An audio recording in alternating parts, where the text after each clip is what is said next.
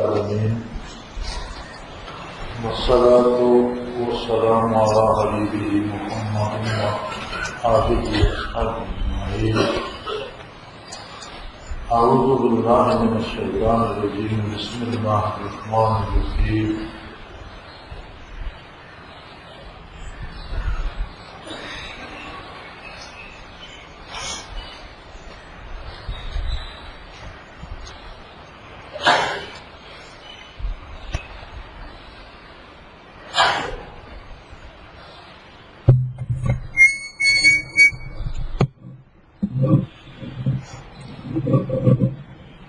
ان الدین عند اللہ الاسلام. اللهم سبحانك لا علم لنا الا ما علمتنا انك انت العلیم الحکیم.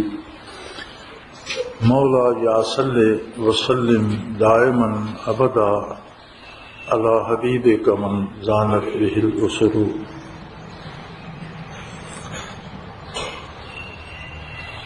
باری تعالی جل وعلا کا فیصلہ کن اعلان ہے کہ اللہ کے نزدیک دین اسلام اور صرف اسلام. فمن یبتغی غیر الاسلام دینا فلن یقبل منہ. اسلام کے علاوہ اگر کسی نے کسی اور بات، کسی اور نظریے کو دین کی حیثیت دینا چاہی، اللہ کریم کبھی قبول نہیں کرنا. اس میں سمجھنے کی دو باتیں ہیں. پہلی بات تو یہ ہے کہ دین کسے کہتے ہیں، اور دوسری بات یہ ہے کہ اسلام کیا ہے. کہ اللہ کے نزدیک دین صرف اسلام ہے، اور اسلام کے علاوہ کسی نظریے، کسی بات کو کسی نے دین بنانا چاہا تو وہ قبول نہیں کیا جائے. ہماری زندگی دو طرح کی ہے، جس میں ہمارے نظریے اور ہمارے عمل کو دخل ہے. ہر شخص کی زندگی کے دو پہلو ہیں. ایک اس کا نظریہ ہے، اسے آپ عقیدہ کہہ لیں. ایک اس کی فکر ہے، اس کی سوچ ہے، اور یہ ہر شخص کے ساتھ ہے. اور عجیب بات یہ ہے کہ تاریخ انسانی کے مطالعے سے یہ بات پتہ چلتی ہے کہ انسان خواہ کہیں تہذیب سے نہ آشنا رہا، لباس تک پہننے سے نہ آشنا رہا، کھانے پینے کے آداب سے نہ آشنا رہا، بھلے برے کی طرف، لیکن عقیدے سے کبھی نہ آشنا نہیں رہا. جو لوگ جنگلوں میں بے لباس رہتے ہیں، انہوں نے بھی عبادت کے نام پر کچھ اچھل کود یا کچھ گانا بجانا یا کوئی نہ کوئی روحوں کو پوجتا ہے، کوئی جنوں کو پوجتا ہے، کوئی کسی پہاڑ کو پوجتا ہے، کوئی کسی درخت. انسان کی فطرت میں ہے کہ اسے کسی ایسی طاقت کا تحفظ چاہیے جو نظر بھی نہیں آتی، اس کے قابو بھی نہیں آتی، لیکن اس کی وہ ہر طرح مدد کر سکتی ہے، اس کے ہر حال سے واقف. اور یہ جگہ رکھی ہے رب العالمین نے اپنی ذات کے لیے. اب انسانی سوچ اور فکر کی خامیاں ہیں کہ کوئی اس کی جگہ بت بٹھا دیتا ہے، کوئی اس کی جگہ روحیں بٹھا دیتا ہے، کوئی فرشتے بٹھا دیتا ہے. تو یہ ایک پہلو ہے زندگی کا جس میں فکر، سوچ، نظریہ یا عقیدہ. دوسرا پہلو ہے زندگی کا عمل. ہم کرتے کیا ہیں، روزی کیسے کماتے ہیں، پیسہ خرچ کہاں کرتے ہیں، لڑتے ہیں تو کس کے لیے، صلح کرتے ہیں تو کس کے لیے، خرید و فروخت کے انداز کیا ہیں، بڑے چھوٹے سے کس طرح پیش آتے ہیں، مومن و کافر سے معاملہ کس طرح کرتے ہیں. پوری زندگی کا عمل. ان دونوں کو اگر اس طرح جوڑا جائے کہ عقیدہ عمل پہ غالب آ جائے. ان دونوں کو کیسے جوڑا جائے کہ عمل عقیدے کے تابع ہو جائے. کھانا کھانے لگے، اب وہ کسی بت کو پوجتا ہے تو کھاتے وقت اسے فکر یہ ہے کہ یہ چیز کھانے سے میرا بت خفا تو نہیں ہوگا. کسی پہاڑ کی پوجا کرتا ہے، جنوں کی پوجا کرتا ہے، لیکن کام کرتے وقت اسے یہ فکر ہوتی ہے کہ جو میں کر رہا ہوں اس کرنے سے جس کی میں پوجا کرتا ہوں وہ تو روٹھ نہیں جائے گا. یعنی فکر اور عمل میں یہ ربط جب ہو جاتا ہے تو اسے کہتے ہیں دین. دین کیا ہے؟ عقیدے اور عمل کے ربط کرنا. عقیدہ اور ہے، عمل اور کرتا ہے، اس کا مطلب اس کے پاس دین نہیں.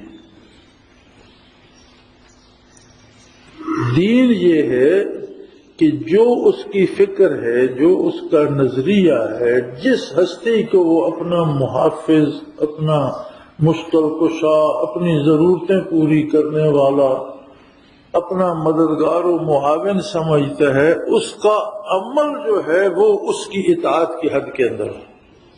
تو یہ ہوتا ہے دین. اب اللہ کریم فرماتے ہیں کہ میری بارگاہ میں جو مقبول ہے دین وہ صرف اسلام ہے.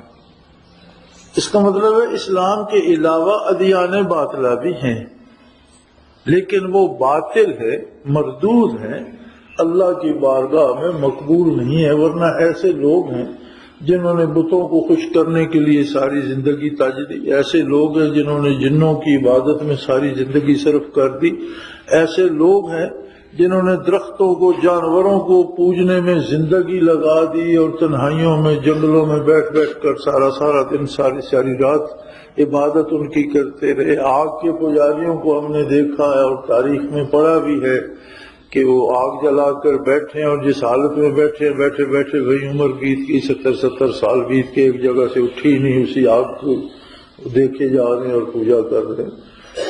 تو یہ سارا کیا ہے؟ مختلف دین ہے.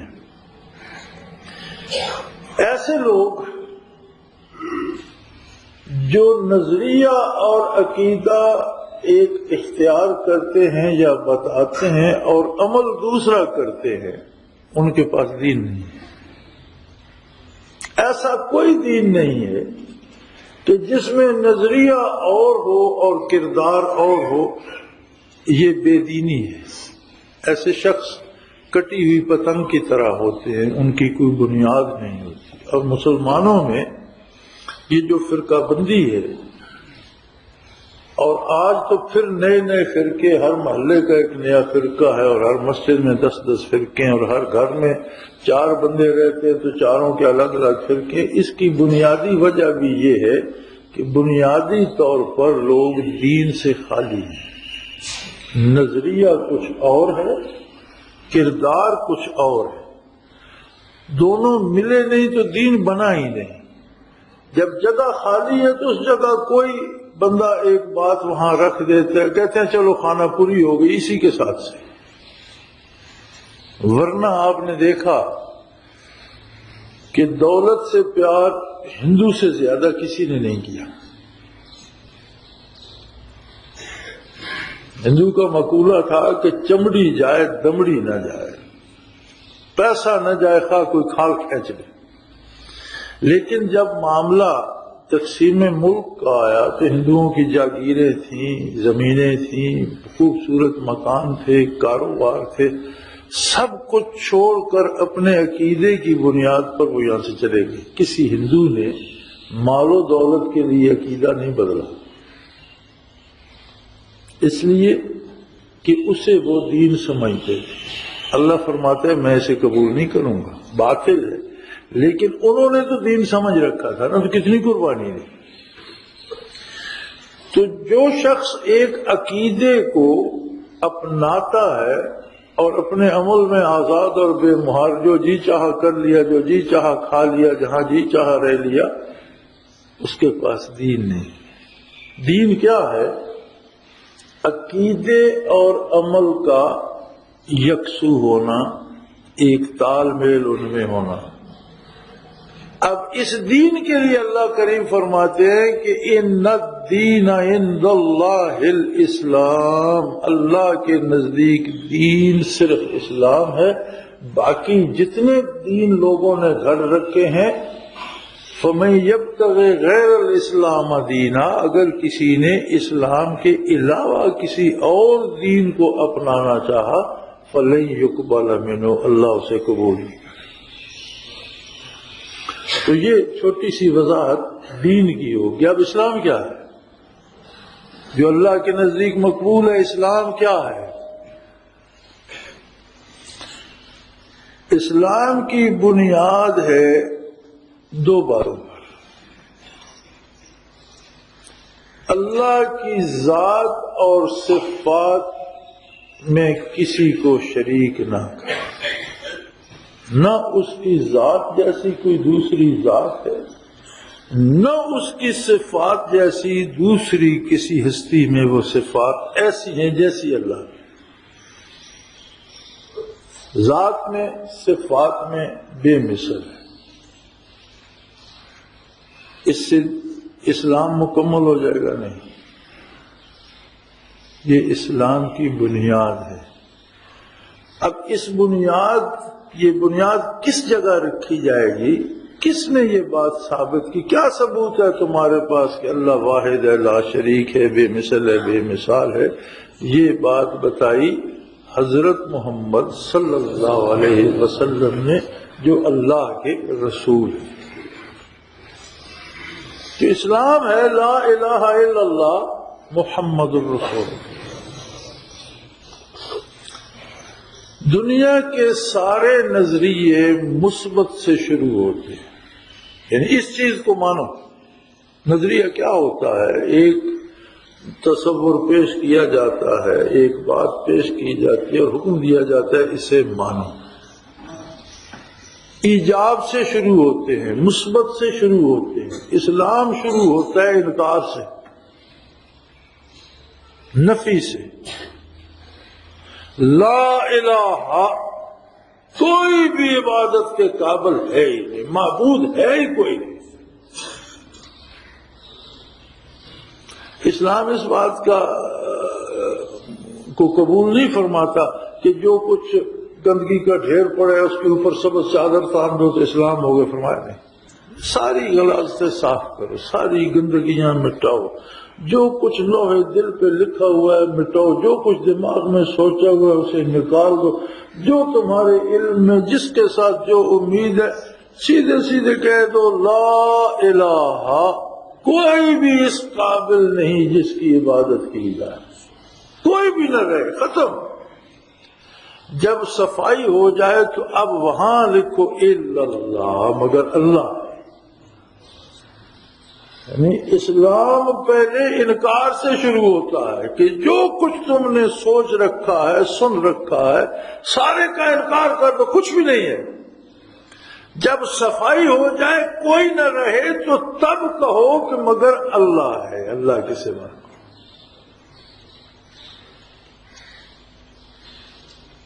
محمد الرسول اللہ صلی اللہ علیہ وسلم اور حضرت محمد صلی اللہ علیہ وسلم اللہ کے رسول۔ اب آئیے رسول صلی اللہ علیہ وسلم نے اسلام کی وضاحت کیا کی؟ اسلام صرف بات نہیں، ایک طرز عمل ہے۔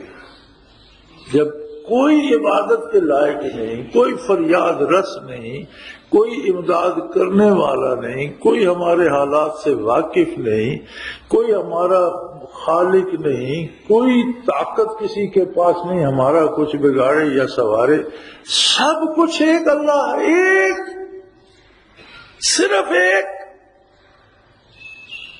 یہ بات مکے والوں نے بھی کہی تھی کہ سینکڑوں خداؤں کو ہم پوجتے ہیں پھر بھی ہماری ضرورتیں پوری نہیں ہوتی۔ یہ عجیب بات ہے کہ یہ کہتے ایک اللہ کو صرف ایک ہے اور سب کی ضرورتیں پوری کرے گا، یہ بات ان کی سمجھ میں نہیں آتی تھی۔ یہ اعتراض انہوں نے بھی کیا کہ اتنی وسیع کائنات اور صرف ایک، ہاں صرف ایک۔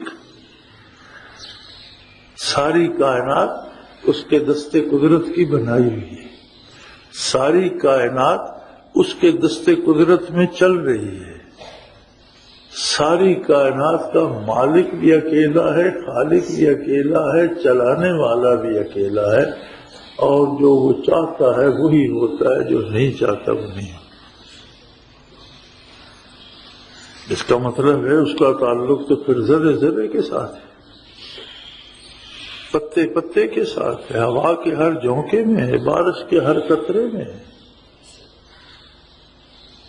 تو یہ جو ہمیں کہا جاتا ہے اللہ کو تلاش کرو، اللہ کو تلاش کرو، تو اللہ گم کہاں ہے جو اسے تلاش کرو؟ کوئی دیوار، کوئی پردہ، کوئی بات تو ہے۔ اللہ گم ہے ہماری ذات کے پردے کے پیچھے۔ میں کہتا ہوں میں نے تقریر کی، اللہ گم ہو جاتا۔ اگر میں کہوں مجھے اللہ نے توفیق دی اور میں نے آپ کو بات سنا دی، تو اللہ گم نہیں ہوتا۔ اللہ گم ہے ہماری میں کے پیچھے۔ پردہ کیا ہے ہمارے اور اللہ کے درمیان؟ آنا کا پردہ ہے، میں کا۔ تو اب تو رواج ہو گیا ہے نا، بات بن جائے تو شان یہ تدبیر کی ہے، اور بگڑ جائے خطا کاتب تقدیر کی ہے۔ آدمی کچھ سنوار ہے تو کہتا ہے میں نے سنوارا، بگڑ جائے تو کہتے ہیں اللہ کی مرضی، اللہ نے ایسا کر دیا۔ کسی کو قتل کر دے تو کہتے ہیں اس کو اللہ نے اس کی تقدیر ایسی لکھ دی تھی۔ اور یہ روزمرہ کا تجربہ ہے۔ اور اگر کہیں کوئی بات سدھر جاتی ہے تو وہاں اللہ بھول جاتا ہے، وہاں کہتے ہیں میں نے یہ کر دیا، دیکھو میں نے یہ کمال کر دیا، یہ تقریر میں نے کی، یہ کام میں نے کیا، یہ تنظیم میں نے بنائی، اتنے لوگوں کو میں نے اکٹھا کیا۔ میں کیا ہے؟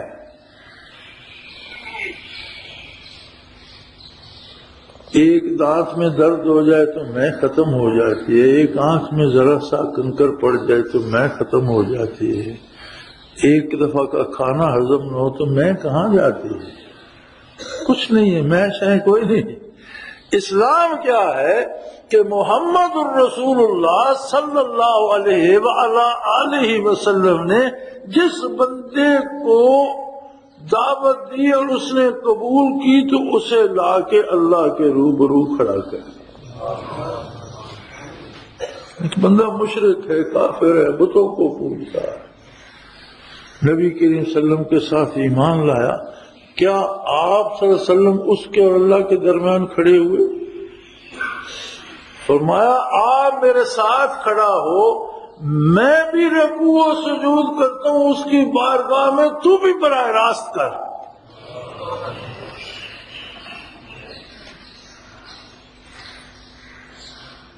عیسائی نے کہا جو گناہ کر چکے ہو پادری سے کہو، پادری اللہ سے کہے گا، اللہ کے بیٹے سے کہے گا، تم براہ راست نہیں کر سکتے۔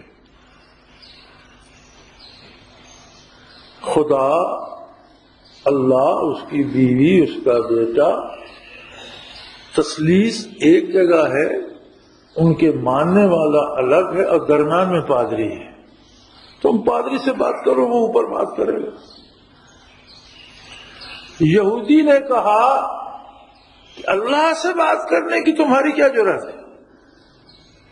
تم بات کرو ریبی سے، وہ اپنے مولوی کو، ملا کو ریبی کہتے، تم ریبی سے کرو، یہ اللہ سے کرے گا۔ ہندو نے کہا کہ تمہاری رسائی دیوتاؤں تک نہیں ہے، تم بات برہمن سے کرو، برہمن آگے بات کرے گا۔ اسلام نے کہا نہیں، اسلام تو سلامتی کا نام ہے، اور سلامتی تو اللہ کی صفت ہے۔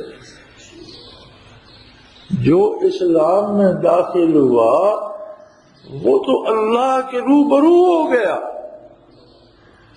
اب کیا ضرورت وہاں کیا ہے؟ اس بارگاہ میں ان حدود و قیود کی ضرورت ہے جو اس بارگاہ کی حدود و قیود اس بارگاہ کے رسول صلی اللہ علیہ وسلم نے بتائی۔ کھڑا کیسے ہونا ہے، بیٹھنا کیسے ہے، بات کیسے کرنی ہے، کیسے نہیں کرنی، اور اس بارگاہ تک پہنچنے کے لیے تمہارا لباس کیا ہونا چاہیے، بدن کس طرح پاک ہونا چاہیے، خوراک کیسی ہونی چاہیے، لوگوں کے ساتھ تعلقات کیسے ہونے چاہیے، بازار میں تم کیسے ہو، میدان کارزار میں تم کیسے ہو، برادری میں کیسے ہو، دوستوں میں کیسے ہو، دشمنوں میں کیسے ہو، یہ کیا ہے؟ یہ سارے وہ آداب ہیں جو اللہ کے ساتھ بات کرنے کے لیے ضروری ہے۔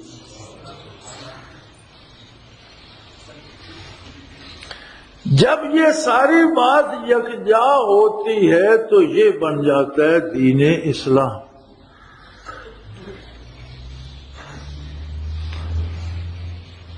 آپ نے دیکھا سرکار دربار میں کھانے کے، پریڈ کے، ملاقاتوں کے لباس الگ ہیں۔ بڑے سے بڑا افسر ہے تو کسی ڈنر پہ جائے گا تو اس کا لباس وہی ہوگا جو ڈنر کے لیے چاہیے۔ اب یہ نہیں کہ یہ جنرل صاحب ہے تو اسے نہیں، جنرل صاحب کو پہننا پڑے گا، کپتان صاحب کو پہننا پڑے گا۔ پریڈ پر جائے گا تو پریڈ کا لباس پہننا پڑے گا۔ شادی بیاہ میں دولہے دلہن کے لباس مقرر ہیں۔